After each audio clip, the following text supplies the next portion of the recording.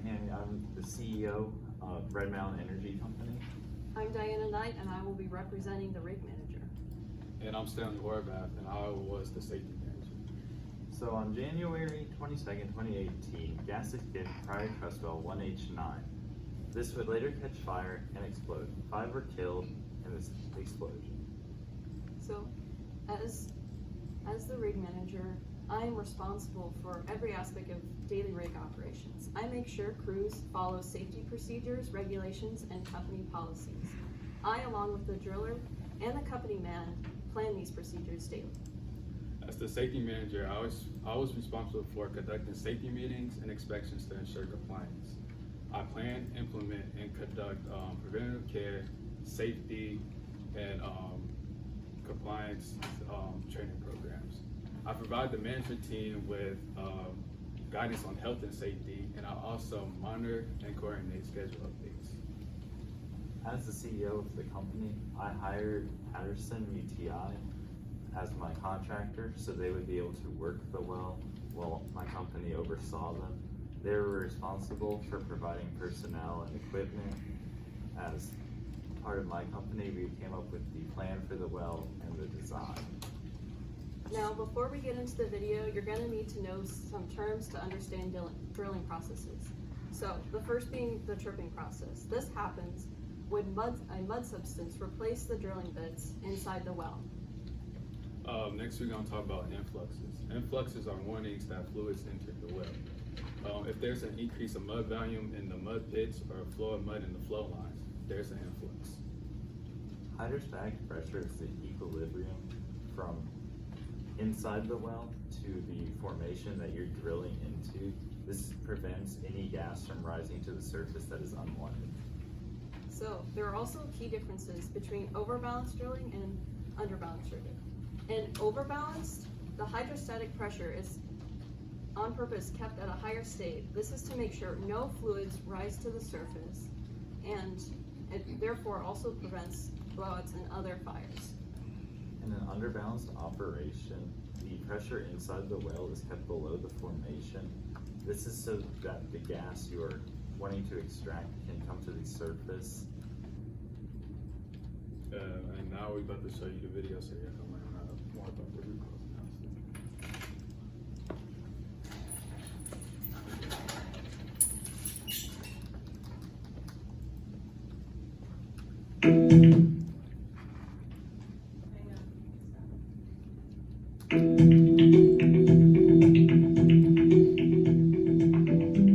On January 22nd, 2018, at 8:35 a.m., gas escaped and caught fire.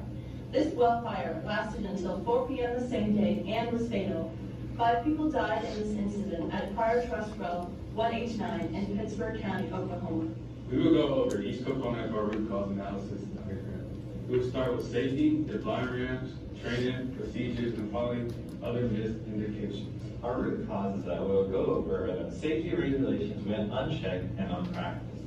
Blind ramps were open and were not closed after the fire started, and multiple pieces of key data that showed conditions were not seen all led up to the fatal gas well fire. As the fire started, people were trapped inside the driller's cabin. There were no good escape as the door was blocking the exit and stairs. At 7:57, the blind ramps were open. In an attempt to stop the explosion, I tried to close the blind ramps and other ramps. However, since the hydraulic fluid was being routed to 4 separate systems and the hoses leaked hydraulic fluid after being damaged by the fire, I was unsuccessful with stopping the explosion. Conditions that gas could potentially leak existed before the tripping process even began. This paired with the fact that an unbalanced operation performed caused this catastrophe. An unbalanced operation brings fluids to the surface as the wellbore pressure is intentionally kept below the hydrostatic pressure. In addition, many of the crew were not properly trained. The entirety of Tier 2, being the second crew, had never completed an unbalanced operation before. Both the driller, myself, and the company man continued to proceed with this underbalanced operation. Both tours had only been working together since January 10th of 2018, and they started the tripping operation at well 1H9 on January 11th, 2018. One of the company men who are responsible for directing, supervising, and controlling drill operations had expired credentials on December 2nd, 2017. The comprehensive rig inspection was never completed after the original date was changed from June 26, 2017 to an undetermined date in 2018. I was supposed to conduct this test well before the incident. However, my crew was moved to another project before its completion. This inspection makes sure all equipment is working efficiently and the crew are up to date with their training and credentials. The driller could not properly use an electronic trip sheet. If the comprehensive rig inspection was finished though, the driller would then test it and then be able to get the training needed. Since the driller could not read the data provided by the trip sheet and change presets key, critical data that showed influx conditions were not seen. In addition to the lack of training across the board for the crew, regulations and procedures were not followed during the tripping process. Only 2 out of the 18 flow checks were completed, but more were completed. Key data that showed critical conditions would have been seen. To make sure the overbalanced operation is calculated correctly and there are no issues, flow checks will be performed based on Patterson policy for a minimum of 3 minutes and longer for oil-based mud.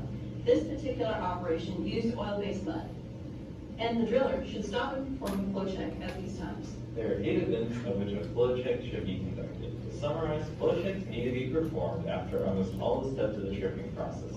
This is to ensure that each step is done properly and to see if the crew needs to take corrective actions to prevent blowouts. In addition to there being a very low amount of flow checks, the calculated fill was also incorrect.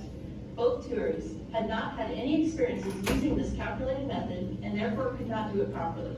Many of the procedures by Patterson were vague and the crew had trouble following. Training for safety also meant both tours were not familiar with the alerts and dangers that would otherwise cause concern. The flare was a lot larger than normal and was a big indication of an influx. Many crew members commented on the flare, said that they had never seen it burn like that. However, this was never addressed. The alarms could have indicated that an influx was happening and a number of other conditions that mud displacement was abnormal and should have gone off. However, all alarms were turned off for both tours. Both tours even voted for the alarms to be turned on. The alarm presets could have been adjusted so that only critical conditions will be alerted. However, this option was not chosen over the annoyance that non-critical alarms were causing. Unfortunately, due to the lack of training, communication between tours and management's decisions put the crew at risk.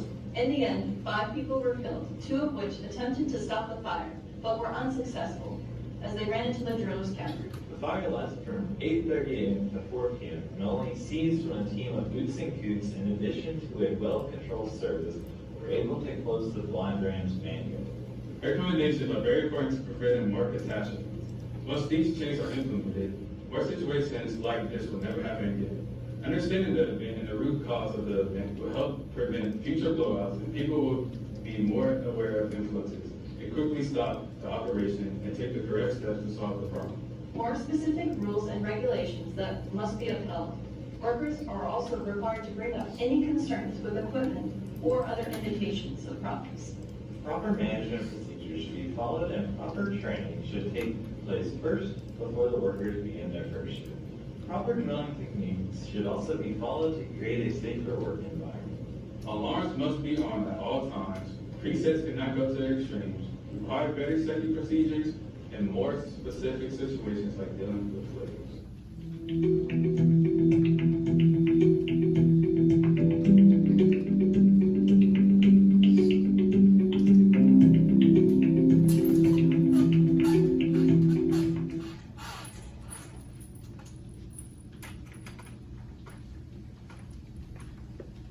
Alright, to add on to our recommendations further, one of my recommendations was to keep the alarms on at all times.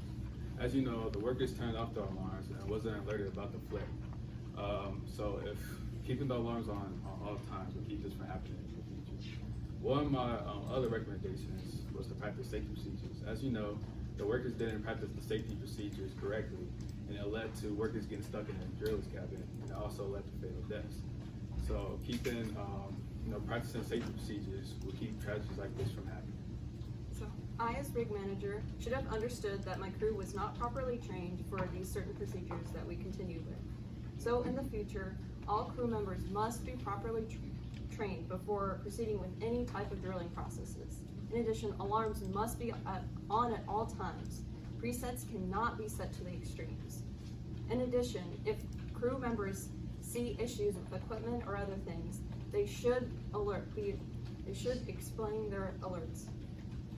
As the CEO, I firmly believe that the safety precautions should be taken more seriously. Training should also be emphasized more so people can understand what they're trying to do. This could be seen to the driller not being able to read the electronic trip sheet. If he could have been able to read that, this whole tragedy could have been prevented. And especially with safety, part of that goes back to the design for my company with having the door blocking these stairs out of it, which created the tragedy and how people got stuck on the way. And once these changes are implemented, situations like this will not happen again. Understanding this event and the root cause analysis will help prevent blowouts in the future, and people will be more aware of influxes, stopping the operation, and taking the correct steps to solve the problem. And that's it.